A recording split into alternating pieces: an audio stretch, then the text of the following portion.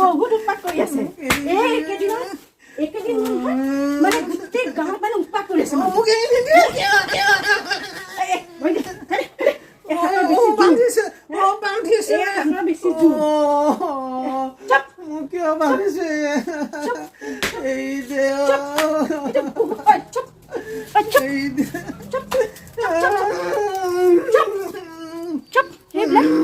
আজি চব লগাব লাগিব